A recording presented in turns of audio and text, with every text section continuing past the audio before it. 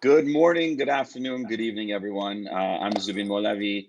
Really excited to be with you today. Have an amazing show coming up. We couldn't be more thrilled at the reception we received this week on the inaugural episodes of Coffee and Commerce. We're going to continue these next week. They're going to be every Fridays, and super excited for them. And don't worry, Gary will be here more than he won't. So you're not stuck with me the whole time. Yeah, super excited for it. And even more excited than that, I'm super excited for today's guest. He's incredibly in demand and he sits at the intersection of fashion, technology, and commerce. He's the co-founder and CEO of Rebecca Minkoff. A warm welcome to Uri Minkoff. Thank you, Zubin. Yeah, it's great to be here. Yeah, super excited to have you, Uri. I just want to kind of give the audience some background on how we met. Uri and I met several years ago. We were actually pitching them to do some work for them. And unfortunately, we didn't get the business, but more important than the transaction was the relationship. And we've kept in touch over the years. And I think it's just awesome to share that with everybody and kind of just the fact that the relationship is far more important than the transaction. I know Gary kind of talks about that all the time, and it's important. And this is a real life example of it. Uri, would love to hear from you. If you don't mind, just kind of give us a sense of your background, upbringing, professional experience, all leading to what you're doing now. Yeah, so real quick. So Rebecca Minkoff and I were siblings. We started our business together in 2005. It's a family business. We're primarily known for our handbags, but it's kind of a whole lifestyle brand, handbags, footwear, ready to wear. We have a fragrance we're launching this year. And so we've kind of been in this fashion lifestyle space for a while. Before that, we were raised in Southern California, so not too far from you. We were raised in San Diego, California. Our family moved to Florida. I think I was 15. Rebecca was 10, so I'm about 5 years older. And my dad was basically like, "You're going to be an entrepreneur. Like that's it." And I remember looking at, should I go do this or that? He was like, no, go be an entrepreneur. And so we were kind of always raised with that lens. He was always kind of pushing me in that direction. So started my first company really pretty young, 19, 20 years old. And, eventually had a great career actually in the healthcare space. Then I started a software company with a buddy of mine in 2001, which did really well. And then all of a sudden my sister came calling me in 2005, said that our father wouldn't help her start her fashion business and that I was the entrepreneur in the family and maybe I would help her. And we had a long conversation, and I think it was interesting kind of being able to something I'd seen of like, how do we take her fashion background and my background from a software tech perspective, and could you bring them together to create a new type of company and look at things differently? And so that's how we kind of launched into the fashion space with both of those viewpoints. And then, Uri, let's take it a few steps back in terms of entrepreneurship and your father wanting you to be entrepreneurs. Yep. What was the impetus behind that? Why did he want that? It's really interesting. I think that he was, they grew up, boomer children, and there was definitely, kind of a religious family. There was definitely a relationship between them and their parents. And kind of growing up, it was always this like, we're going to push you into the deep end of the pool, and we're going to see if you can swim. And our parents, they expected us to excel and achieve. If something really bad were going to happen, you knew they were there. But unless it was like hospital situation, or unless there was some awful, religious ganging up, it was kind of like, work your stuff out. And so I think they saw within each of their kids what were these mentalities and traits, but they trained us to be kind of mentally tough and strong and persist with a high bar of expectation. And so, it was kind of made clear of like, you're going to forge your own way and you're going to find your own path and you're going to be successful. And we're kind of here if you need some help, and our love is here, but like, go figure it out. And that was just kind of, I think going back to like being 14, 15 years old, that was kind of instilled as the expectation was you got to go make a go of it and make us proud, make your family name proud. So that was, I don't know, that was there. That's awesome. Yeah. I don't know what it was like. I don't know what it was like for you, but that was, and it's different now, right? I've got, I actually have 5 children. And so, that becomes a challenge / conflict of like, do I raise them similar? Do I give them more love and support? Like it's interesting. I don't know what you're thinking. No, I'm kind of similar to you. My parents are both well educated, and they wanted us to have this kind of balance of education and entrepreneurship. So they always supported us from an entrepreneurship standpoint, didn't over support us, and kind of gave us that space to fail, like you said. Because I think as you grow older, you realize that those failures, as long as they're not significant, like you said, it's not health related or anything like that, they really build you up, especially the earlier you fail and you realize why, and you look back and say, okay, this is what happened here. This is what I'm going to do next time. And you Yep. fail differently as opposed to Yep. failing the same way. Then that builds character and it builds a drive inside of you. And knowing that you have that support, whatever that support is, whatever amount that is, as long as it gives you that flexibility to actually be able to fall back, but not fall back enough where you can't get back up, I think it's really valuable. And like I have a son, he's a year old. We're well behind you with 5 kids, but I think about the same thing all the time in terms of like how much support, and he's younger right now, but like how much support do you give them so that they can thrive on their own and they're not reliant on you? Yeah, it's interesting. I think in the earlier years, my oldest is 14. So I go from 14 and I have a baby that's 9 months. So I kind of spread the gamut. Yeah. I think the earlier years were definitely like a tremendous amount of like probably overprotectionism, excessive love, so forth. And then kind of as he's found his way in middle school, it's almost been more of like, okay, I'm going to take my, foot off the pedal a little bit. I'm going to let you kind of fail a little bit, but I'm here for you. We're kind of establishing more of a friend relationship, but I'm still your father. And now I'm going to kind of let you go out. And then, you're going to have success and failure. I think you should do it this way. And he's like, I disagree. I'm like, okay, cool. Let's talk about how that goes. And sometimes it goes really well. He's like, I told you so. And sometimes he's like, that didn't work out so well. I'm like, okay, let's try it my way next time. So it's this balancing act. I can't say I perfected it because every day is a learning. But I think that way with my parents, it's stuff that I think Gary says as well. It was like my dad, I remember a specific conversation. I was like, should I go work here or there? He was like, no, you're going to take the next 6 or 9 months. I'm going to give you a week to figure out what business you want to be in. And you can always make whatever change you want to make after that because you're still so young. But give it a go right now because this is really the time and period that you have in which to do it and to see how you fail and to see whether you can make it. And then it was this, like, I didn't want to disappoint him. Totally. Yeah. So. And then with your son and with your other kids, how do you think you're going to approach what they should do professionally? I mean, are you also going to push them towards entrepreneurship or like take case by case basis? What do you think there? Fantastic question. Because we have this every day. So I have my oldest son, and he's like, I'm going to Yale or I'm going to Duke, and I'm like, okay, cool. I don't necessarily see how your study habits are aligning towards that, but totally awesome. Totally like, but let's also prepare you for other things. And so we started to have the conversation around, and especially during this pandemic, right? I've said, you actually, I have a 14, the next one is 11. You actually have 6 or 7 weeks now where, your schoolwork you're able to get done in 4 or 5 hours a day.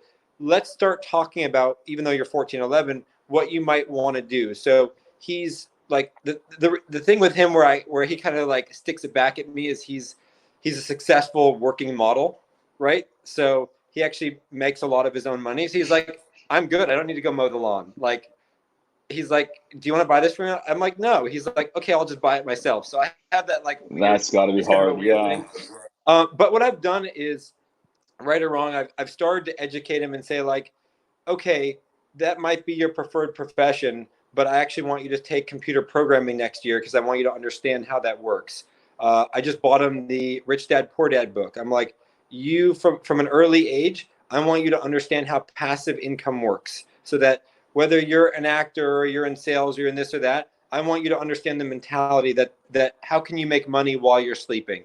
And so I bought him the book on Amazon. I'm like, I need you to read this over the next couple of days so that we can have more of a conversation. I've gone to my 11-year-old and I'm like, okay, you're obsessed with the Yankees and sports. Do you want to create a YouTube channel where you're giving reviews? And he's like, I don't like how my voice sounds. I'm like, okay. So I'm starting to try and get into this like That's awesome. new mentality, whether it's YouTube or new emerging social channels, or maybe even an e-com store. Like, hey, like, let's just start tinkering with this stuff while you guys are 11, 12, 13, 14.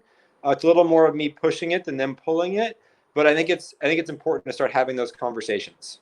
Yeah, totally. And it sets them up for whatever else they want to do, right? Like these are everything that you mentioned right now, whether it's e-com, whether it's YouTube. I mean, these are skills and traits that are going to help them regardless of what they want to do moving forward.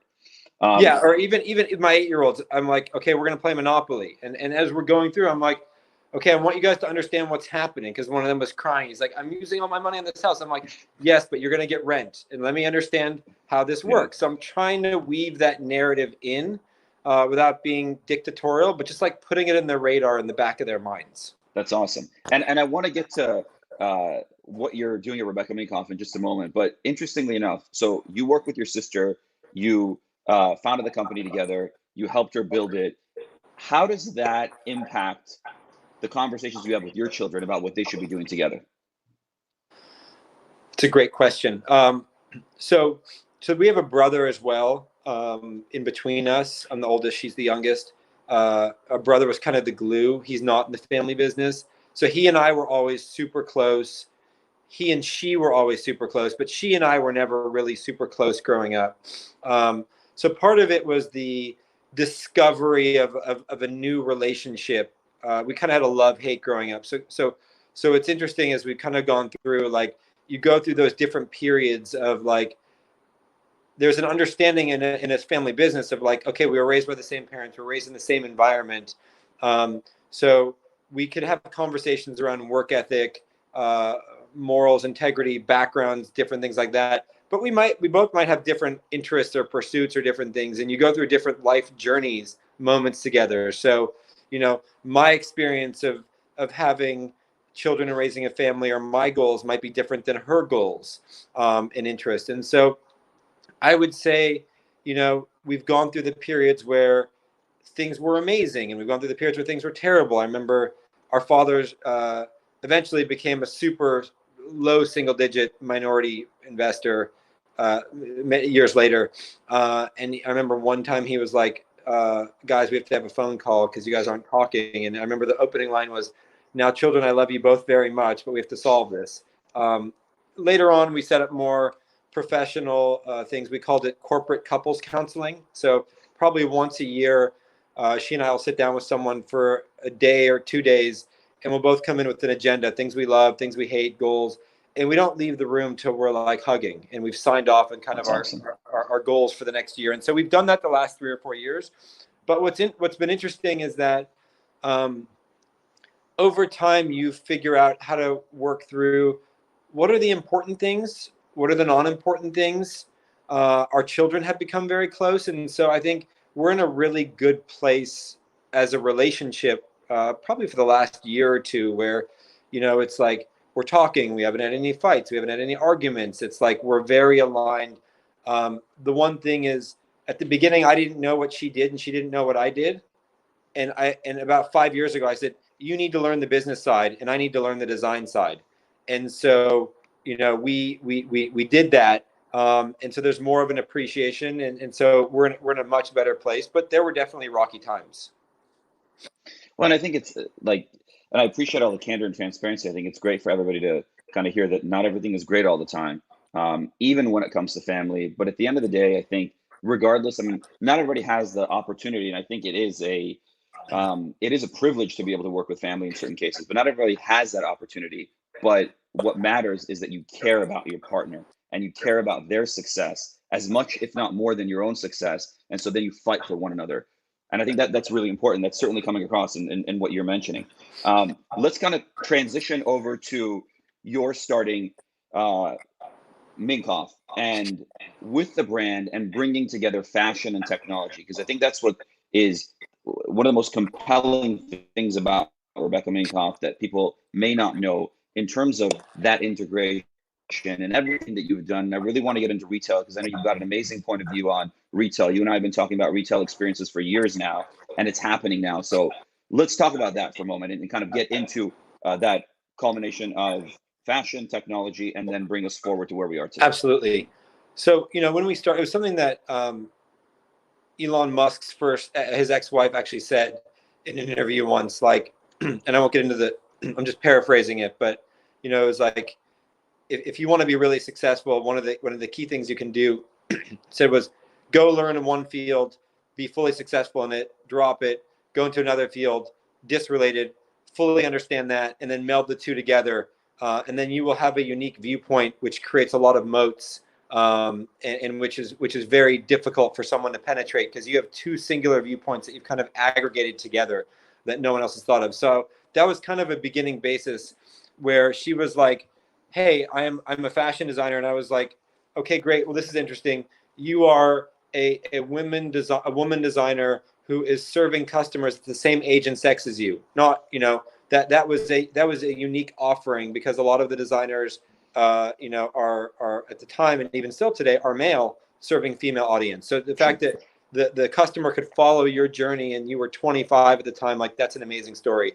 From my tech view, I could see that we were going through a period where you were going from the idea of a monopoly to distributed system, distributed servers. It was the rise of the beginning of a peer-to-peer, right? How are you sharing load balancing? How are you dependent on disparate systems that are going to share load in response time? And so the whole thesis and idea was we are going to go from a monopoly in fashion of a few journalists, a few designers, a few stores controlling everything to an eventual animal farm like peer-to-peer relationship, right? In Animal Farm, all animals are equal, but some are more equal than others. So the brand might be a little more important, but it is a peer, even if it is a more influential peer, right? We're going to move to a distributed peer-to-peer system where eventually a brand is there with the consumers in trading. And so it became a long journey where we were the first brand to social. I remember we were the first brand on Snapchat. I remember there was an early Instagram story where Time Magazine did their first story on Instagram, and it was like us, Pepsi, and Taco Bell in that original. And so we were the first brand to work with bloggers when, early we had staged interventions from our sales agency and our PR company of like, you can't work with bloggers. They're dirty scum. And we were like, no, this is the way of the future. You can't talk to customers. No, Rebecca's going to go to the store. And so it kind of all culminated, in this like first to market, first advantage where in 2014, like we created an app, which was early on. We and Ralph Lauren created the first fashion tech wearables. It was kind of the same time when Apple first released its watch. And all of a sudden we released these wearables. It was like a vibrating notification bracelet and a charging connector that was a bracelet. And all of a sudden it put us on the map from a PR perspective of like, oh, you're making wearables at the same time as Apple. And we were thinking about opening our first store in New York, like the store of the future. And so I had all these ideas, like, how do you take the benefits of e-commerce and put them into a store? How do you digitize the store? So we were the first store to use RFID and have a connected mirror and a connected wall where all of a sudden a customer going in could see, the marketing assets on a screen as they entered, and they could order a free drink through a text message, and you go into the fitting room, and all of a sudden through RFID, all of your wares that you brought in the fitting room were displayed in the size and color on the screen, and through, really through touch, you could order, goods of a different, higher size, lower size, other things, suggestions, right? It was like Rebecca was there with you in the fitting room. Then we knew what was going in. So we knew how to change our design process because we knew that, things under 100 or more than 500 are going in the fitting room, or this thing went in the fitting room a lot, but it was never bought. Oh, we have a sizing issue. We have a fit issue. And then from there we went and we actually did the first self-checkout. We announced like a self-checkout process the same day as Amazon did their Amazon Go. So it was always this optimization of technology. We did virtual fit. We worked with, we did an AR solution for our runway show. We staged the first outdoor runway show in New York. We introduced the concept of see, buy, wear, where instead of a fashion brand showing your goods 6 months out from now, well, what we showed you today, you could actually engage on commerce on today. So it just became a series of initiatives over the years where we were like, this doesn't make sense, let's optimize it. And I think it was my technology lens that allowed us to kind of progress on this, and that kind of brought us forward to today. We were the first brand, fashion brand, to go on Shopify Plus. That was like a big deal, right? We were supposed to go on 2 or 3 of the other big emerging platforms, and I was like, we're going to go on Shopify Plus because they get it. Totally.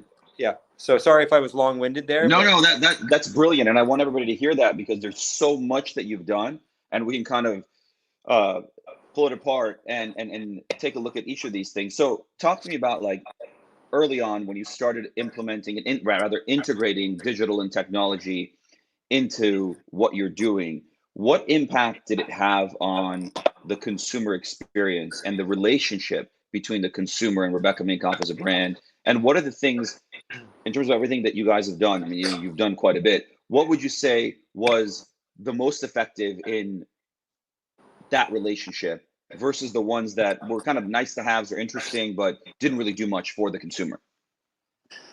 I think we took this mentality, in the fashion industry for a while, the mentality was it has to be perfect and precious, and you're in your ivory tower. And when everything is all done, when there's a kind of has its perfect bow, we can now release it into the wild. And our mentality was more of this almost Facebook hacker mentality of, let's try things. Sure. If we fail, let's fail fast. But let's always iterate on exploring new things. And kind of an early mentality that I had was, let's try and be futurist to a degree and peer into what we think her life will be like 3 years from now. What will be a norm 3 years from now? And let's try and introduce some subset, some pilot, some MVP, right, of that today, and throw it out in the wild and see how she responds. And we really would use kind of our runway experience, Fashion Week, twice a year to say, hey, we're going to introduce some new tech into her life, and we're going to incorporate that experience into what we're doing. Not that we're trying to be futurist totally, but what that established was a customer getting like, okay, we're going to try things. We are going to tinker with things. We're going to explore things. And so we got a lot of credit from the customer as well as from the press that we were exploring. And some things we turned off really quick, and some things stayed for a very long time. But it created that relationship where the customer's like, oh, you get us. Oh, you get where we're going. You get what we're going through. Okay, we're going to go on that journey together. And so because of that, even our wearables business, right, our tech accessories, all of a sudden when we introduce, we sold tens of thousands of units of power chargers and selfie phone cases. And, so all of a sudden you're trying these things that are kind of out there. And then you're trying to look and see, well, where does that monetization come in? Part of it was, a lot of bigger companies that all of a sudden wanted to work with us. So companies whose budgets that we never had the budget for, but they were like, we want to make you a case study, right? We're gonna do something. We're gonna generate that article in Fast Company or Wired or Mashable, and because we're all exploring together. None of us know where this is going to go, but all of a sudden you're establishing paradigm changes. So when I look and go, that store of the future that we did in 2014, when I see that last year Chanel's going to put that same offering in their store in Paris with Farfetch, I'm like, we started that, right? When I look at it and go, like this self-checkout that we did, people are like, well, who really cares about that as a fashion brand? Now you look at it post-pandemic, right? There's going to be a lot of this self-checkout sort of technology, behavior. So I don't mind being 4 or 5 years early. And we might even run through a curve where we tried it, did it, and we're like, oh, that didn't move something meaningfully. But what it did is it created a conversation. Sometimes we monetize it, sometimes we don't. But I think it's important for the customer to see our journey. And I think one thing that is a common thread in everything you mentioned is a desire for curiosity. And I think that curiosity of what if, and let's try it, and sometimes it'll work, sometimes it won't work, but when it works, it's great, is not only something that is kind of ingrained in your organization, but I think it's also in your consumers as well. and they see that and they appreciate that and they react to it. And the reason I'm mentioning it is because it's really important for people that are listening, that are starting a brand or growing a brand or they're thriving. It's really important to lean into that and lean into whatever makes you unique and special. And this clearly is something that distinguishes your brand, and it's not kind of gimmicky. It's really ingrained in who you are. Yeah, look, I think everyone's gonna have their own goals. You know, you look at, and sometimes I liken this to a dinner party, right? At a dinner party, everyone has their different place there, you know. And for some people, they want to be the richest person at that dinner party. For some people, they want to be the one cooking the meal. They want to be the host. You know, for me, and I think it's important for everyone to figure out in that virtual dinner party, who do you want to be? For me, you know, I was talking to someone one day and she was like, oh, this and that. And I was like, it doesn't matter because you're in fashion. Like, you know, for me, it was being relevant at that virtual dinner party, right? For me, the whole stock and trade, the whole currency has been, are you relevant, right? Are you relevant? Do you have a reason to be there? And what is that? And I think for me, it was that sense of innovation, tinkering, trying things. That was our currency on relevancy. That was my place of where I didn't have to be the richest guy in the room. I didn't have to cook the best meal. I didn't have to be the best jock there. But it's like, would someone want to come talk to me because I had an interesting perspective or an interesting conversation, or I knew something that was relevant, right, within my field that they wanted to trade information with? And for me, that was important. And for me, that's kept me kind of interested in educating of like, what's next? Where do we go from here? Sometimes it's technology. Sometimes it's consumer journey. And I think those things change. But that's what's been fascinating at me from an intellectual perspective. Totally. And I think it's really important as well to hear not only what you're passionate about, but what you don't want to be involved with or what you're not as interested in. And it's at that point where you can actually have some meaningful engagement with people, whether they're your consumers, colleagues, etc. You there? Yep. Can you hear me? Yeah, I can hear you. Can you hear me? I can't. Sorry, I've lost you. No worries. You there? I'm here. Can you hear me? I've lost. I can't hear you. Let's see. Let's give it a second to see if it refreshes. I can't hear you. I can't hear you. Dustin, can you hear me? Yeah. Uri. Oh, there we go. Okay. Yeah. Now I can. Now I can. Awesome. Okay. I can't hear Zubin. Give me 1 second. I'm gonna try re-adding him. Okay. Is that better, Uri? Still nothing from Zubin? I can't hear Zubin, but I can hear you. Okay. Try reloading the page and just coming back in. Okay, cool. Okay, so while we wait for Uri to get back in, some of the things I want to talk to him about are technology and how kind of the Shopify experience has helped their brand, what he sees in terms of kind of consumer awareness and acquisition in like the 2010s versus what's happening now. A lot of what we see in the marketplace is that many brands focus kind of all of their budgets on, or a significant portion of their budgets on, getting that first customer or getting that customer one time. And so a lot of it was essentially top of funnel, mid funnel, lower funnel customer acquisition. I'm back. You hear me? Yep, I'm good now. Brilliant. Sorry. So what I was just saying right now, no worries. So kind of transitioning into e-commerce, right? Yep. And I want to get back to retail in a moment because, as you mentioned, and I think it's really important, you've always been ahead of the curve as it relates to commerce, retail, and tech. So I want to get into that right now and figure out where are we heading.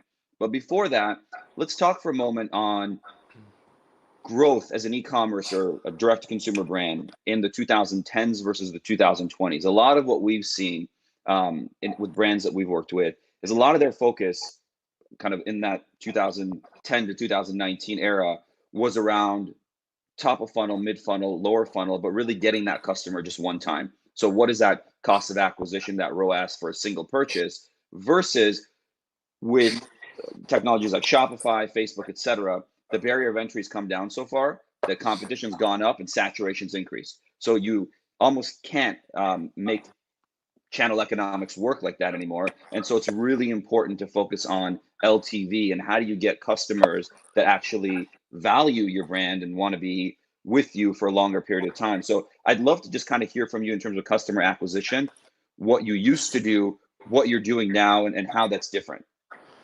Oh yeah, I mean it's well, and then there's the new normal of the last 3 or 4 weeks, right? Totally. Or the wild west of that. Totally. Yeah, I mean, look, I think as you get into it, at first all of a sudden it was this era of like, oh, right, AdWords, and then all of a sudden Facebook came out, and you were kind of riding that wave. And then there was the beginning of affiliate, right? I felt like in fashion, affiliate was like this secret word that no one knew about for a very long time, and we were like, all of a sudden, like you're just getting these year-over-year growth metrics of on all those obvious channels.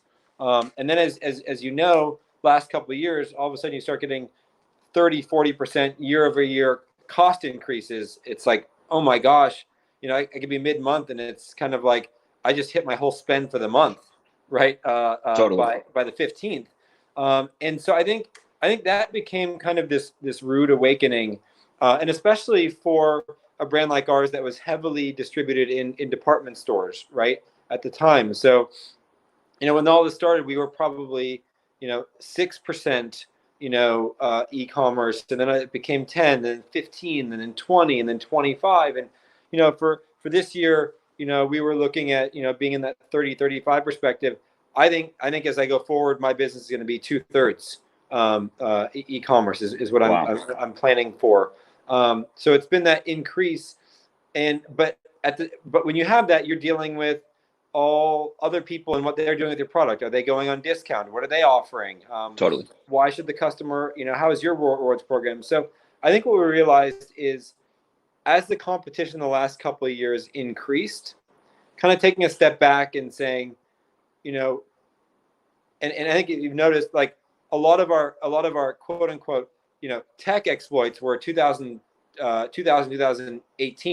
I think what we realized in 1920, I didn't sense that was the major initiative of propelling the business forward on that time. It was kind of like Shopify was there, right? I said a lot of these platforms had matured, and it wasn't about what's that new shiny car or gimmick. It was kind of, you had a lot of mature sort of things. To me, the biggest thing then became community, right? It became, community, and how does the only way that this brand survives outside of this, right, where all of a sudden, instead of having like my competition is 3 or 4 brands, it is hundreds of brands, right? It is so easy for a brand to get something on a celebrity where it wants, and all of a sudden that brand is now doing $2 or $3 million in sales. Absolutely. Right? But you add up 500 brands doing $2 or $3 million in sales, that's significant. And I realized that, we kind of had to get back to basics. And so what we saw was almost a tech heavy focus and an experimental heavy focus, which was still important.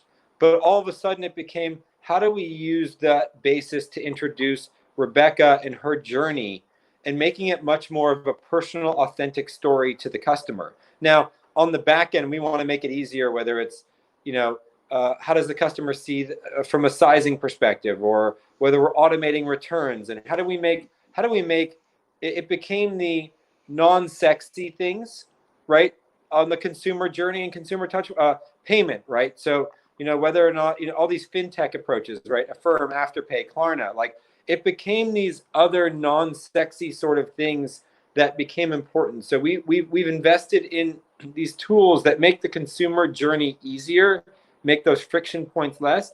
But it's really been like, why are you buying in Rebecca Minkoff? And the conversation I have with my team has been that handbag for a woman is her showing mostly to other women who she is. It's her identity statement, right? Because with fast fashion, you could be wearing, a $15 t-shirt, $60 jeans, Yep. even some shoes that you don't really know what it is. But that handbag, it's stationary, it's going on a table, it's not Absolutely. moving. It's a recognition point.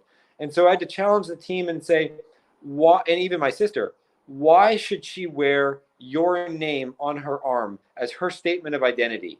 And so a lot of the work that we've done over the last year or two was really figuring out that connection with the customer. So Rebecca was like, look, I'm really passionate about female entrepreneurs. So she created something called the Female Founder Collective, which now has almost 80,000 followers on Instagram, but 7,000 female founded companies have signed up. She's become this ambassador to create a network of female founded entrepreneurs that now have 3 million products in consumption that are used that indicate who they are. That's like, so we figured out what were her passion points.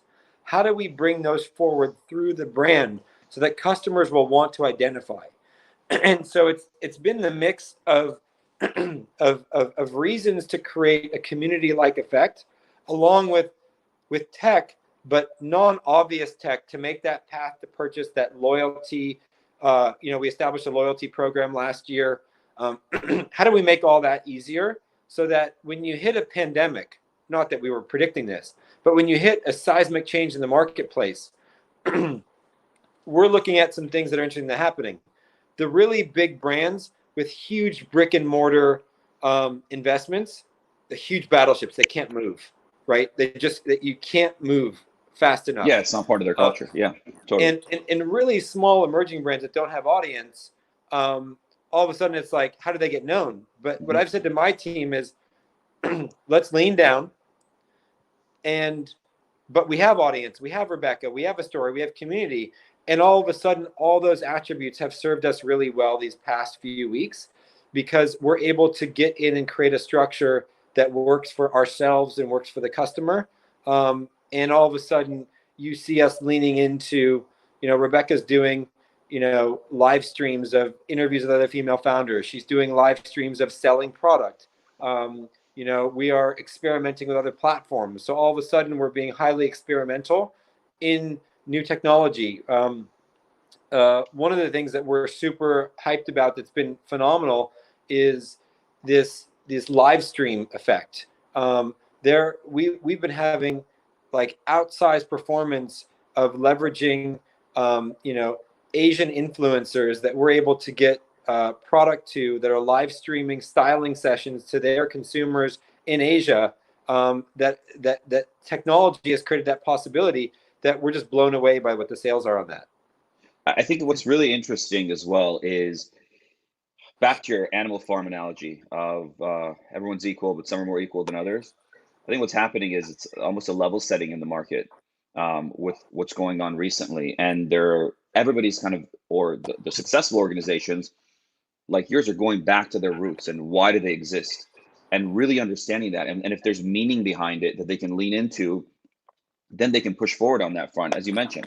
I mean, understanding that, look, Rebecca is a female entrepreneur. That's what she's passionate about. She's passionate about what she's built, and going in that direction provides a much more authentic and genuine experience to everybody that they can be a part of, versus, to your point, other brands that just pop up because they want to build an e-commerce brand, or somebody just designs something that's interesting, puts it on somebody and can get it up to 2 million in sales. Not to say that isn't great. That is great as well, but that will have meaning and sustainability if there's more to that story than just, I just designed something that I like and someone else is wearing it. Yeah, look, I'm not gonna. I don't want to make it all rainbows and unicorns. This has been the hardest and most trying experience of my life as an entrepreneur, especially the first few weeks. Right, even the percentages I gave you, right, that still means that the majority of our business was wholesale dependent, and all of a sudden, when that goes away overnight, right, you as an entrepreneur have to sit there and say, I give, or like, I'm going to persist through this. And I have some really tough decisions to make as a business leader, and with my partners, my investors, our bankers, right? Like, and so I think, those first few weeks, it's like, I was in my same pajamas, right, for a week straight. People are like, let's get on a Zoom call. I'm like, I'm not showing you what I look like right now. Those were probably, that first month was the worst ever. I think though, we were able to pivot to understand what level do we need to be at to survive, and even be able to put out a plan that works for everyone. Not a perfect plan, not a great plan, not a wonderful plan, but just a 90-day survival plan. And so kind of aligned internally with executives and team members to go like, this is our 90-day survival plan. This isn't sustainable over 12 months, but it's a 90-day survival plan. And so to be able to understand what are our core attributes, what are our roots, as you said, and focus in on that and lead with that. And we've been able to actually make and actually overperform to what that plan has been because of all those things. So it's not been perfect, wonderful. It's been awful, terrible. Sure. We've had when you talk about furloughs and layoffs, it's the worst thing ever. But then we had to get back to the reality of like, how do we push through? And I'm very super proud of our team with the way that they've all kind of come together to help us push through and give ourselves an optimistic future. Absolutely. Uri, in the next few minutes that we have left, I want to talk about retail, e-commerce, the integration of the two. I mean, you and I have been talking about omni-channel for years now. It's something that is a buzzword and it means something different to everybody else, but especially in light of what's happening now, where do you see retail going? Where do you see e-commerce going? Where is the connecting point? What is that experience? What do you envision that experience looking like? And what does retail need to do to change that or to grow and evolve in it? Ooh, these are great questions. Here's what I think. I think that if I'm looking at the U.S., we know that we have been overstored, in terms of people, the relationship of people to retail square feet, right? We've been overstored for a long period of time. And so all of a sudden we're taking what would have been a gradual decrease or burn over 4 or 5 years, maybe 10 years, and all of a sudden it's happened within 45 days. I think where this is going long term, look, as I'm reading it, and as I've had some conversation with some people that are executives at public companies, and they're talking about. I was like, well, what do you think the store is going to look like, right? And so short term, you get into conversation of, okay, when every garment is tried on, it is then going to be steamed, and we're then going to disinfect each fitting room after it's done. But then with a leather shoe or handbag, you actually can't steam it. So we're going to disinfect it, but we don't know what the disinfectant does to the product. So, but if we take it back to the stockroom and let it sit for 4 days, the virus dies, right? So he's telling me this, and I'm going like, okay, wow, like, that's the normal we're going to have to confront for the next, I don't know, month, 2 months, 3 months. That's what we're preparing for. So it's some mix of, we'll allow 10 to 20% of the traffic that we used to have. And then some people are making more money staying at home. So will we actually be able to hire people, and we'll curbside pickup? I think it's going to be a tough slog for a while. But and then once we get past it, but eventually, I think we're going to sit there and say, like, look, whether it's a vaccine or whether people get over it and say like, okay, it's been around enough, and I've been around enough, whatever that's going to be, because you that's not a sustainable process over a super long period of time. I think that we're going to see the store footprint shrink. I think that we're going to have the stores that are meaningful, that are doing business or in key cities, are going to be important to have. I think e-commerce is going to start way over indexing, and we're going to get a sense of stores as you're going to have your stores in big cities, right? Tier A cities that are going to be, moving things over very fast and having that traffic. But then this whole idea of ghost stores or stores as distribution centers, right? You start looking at like, okay, my fulfillment center is in LA, so it takes 6 days, right, to ground ship the product to someone on the East Coast, right? Because they're not going to pay for it. I am, right? But then, can my store in New York fulfill that? And what we're starting to see with these early roots of live streaming, as we're seeing in Asia, again, going back to this peer-to-peer thing, and I think is these store associates with their clientele books. We're going to start seeing like, okay, I'm Susie or I'm Mark, and I work in the store, and I have a book, and I have a relationship with you, and I'm in the store, right? And you might not be coming in the store, but I'm going to start live streaming to you or having a Zoom video experience with you, right? And I'm going to show you what this looks like on me or on a model or something, and I'm going to actually package it up and ship it to you from the store. So I think we're going to get to this. Will people start picking up things more? Curbside pickup? Yes. Will stores start? It's the idea of the ghost restaurant concept now. Will we start having this idea of like, look, the idea of rent and commercial landlords, right? Oh my gosh. Yeah. Are we going to start getting into percentage only rents, where all of a sudden it's like, okay, I'm going to give you 8, 10, 12, 15, 20% of what the store does. So like now I can make the economics work where I'm fulfilling from the store. So all of a sudden I'm saving $5 in every parcel that's shipped from there. I have an 80-20 rule. So 20% of my customers are doing 80% of the business. These 2 or 3 store associates are really over indexing. They're going to use technology to live stream, Zoom, have Facebook Hangouts. They're going to develop their clientele base, but they're still checking into the store. And by the way, I'm on a percentage only rent. So even if the store numbers are a little bit lower, I'm still sustainable. But I think the footprint shrinks. And I think that you're going to have to see brands that are going to still be creating content and relevancy from a virtual perspective. And you're going to see e-commerce sales soar. I think you're going to see people, anything home-based, right? We've seen weights and gym things and cooking things. I think we're going to see a return where people are investing in things in and around their home.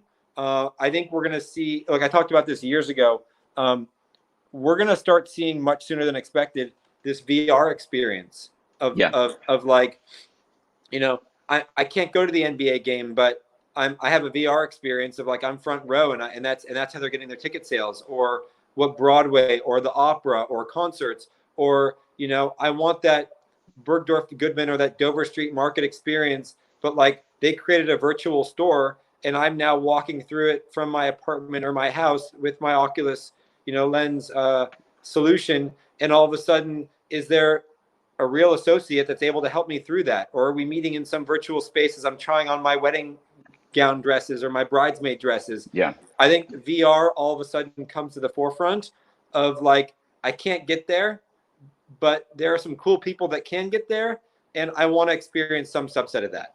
Well, and I think that, again, a common theme of what you mentioned right now is the fact that what we expected would happen in 3 to 5 years, 10 years is happening now and will continue to happen over the next few months. And it's going to be iterative. Some things are going to work, some things aren't going to work. We're not going to wait for things to be perfect, but consumer behavior is changing. Consumer expectation is changing. People who would never do curbside before, people who would never purchase anything online before, are now purchasing a ton online. You see this shift happening in consumer packaged goods and food and beverage, and people are ordering online and becoming kind of accustomed to it, and in some ways enjoying it. So I think, to your point, it's going to be really interesting to see how all of these things that we thought would happen years down the road are happening now. Uri, I want you to leave us with one thought for the aspiring entrepreneurs that are here right now, that are either starting a company now in this very moment, have started a few months ago. What one piece of advice do you have for them in terms of kind of how to thrive and how to, especially within this sort of environment? Yeah, I think the biggest thing gets down into really understanding, and I think the great opportunity, the great hope that social media provides and that Shopify provides, that all these things provide, is an understanding that, and I've had this conversation with people before, but like from a marketing perspective before, you would group 18 to 34-year-old males as a subset, right? Or 25 to 39 females or whatever. What these things have all allowed us to do is to realize that we are all complex humans, beings, right? And we all have 20 or 30 different parts of who we are, which doesn't mean that we're mentally ill. It just means that we are composed of many different, points. I might want to, look really one way at work. I might want to, people will sit there and say like, wait, you're in fashion, but you coach 3 of your kids' sports teams. And I'm like, yeah. They're like, well, how are you into both? Right? Like that you just broke some, prescribed social rules.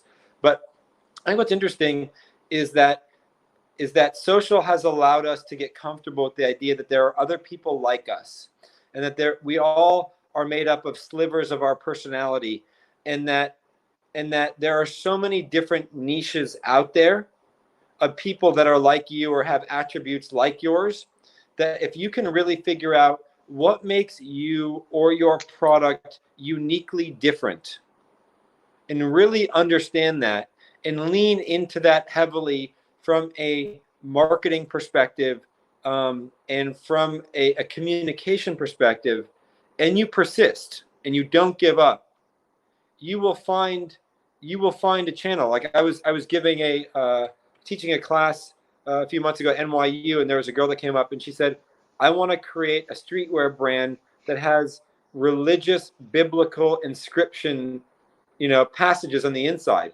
And I was like, she's like, but people are making fun of me for that. And I was like, that's fascinating. It's so unique. It's so specialized that there will be a niche audience that feels like someone finally served them. And so I think it's the more specific, the less generalist you are, the more specific you can be, and the more you can lean in on who are those people with that, what would have been thought of as a fringe or eccentric thing.